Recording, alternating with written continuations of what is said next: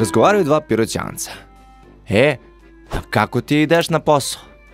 Pa tramvajom. Pa kako? Pa u Pirot nema tramvaj. Čuj, nema tramvaj. Pa nema ni posao.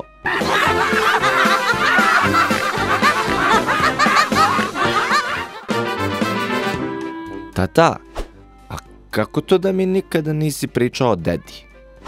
O dedi? Da. Dobro. Slušaj ovako. Tvoj deda je bio u Drugom svetskom ratu i vratio se sa jednom nogom. Sa jednom nogom. Aha. I dan danas ne znamo čija je to noga.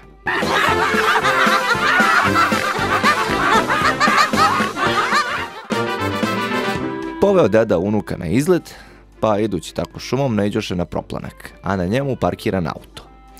Deda, gledaj tamo, idem da vidim izbliza. Nemoj sine, idi da šta, a nema šta da vidiš, auto ko auto. Dete se međutim istrgne iz dedine ruke, ode prema autu, a posle par minuta se vrati i kaže: ma baš onako kako ti kažeš, deda, kupili su auto, a ni za gaće nemaju.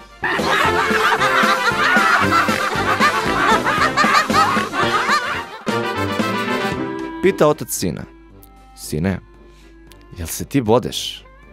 Ne, tata, šta je tebi? Dobro, nego jel znaš nekog ko se time bavi?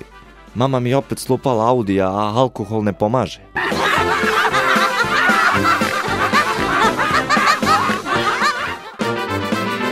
Policajac zaustavlja kola sa plavušom za volanom.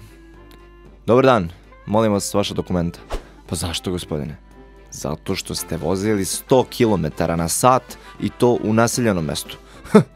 Ma kakav sat, pa šta lupate, pa ja sam izašao iz kuće, nema ni 5 minuta.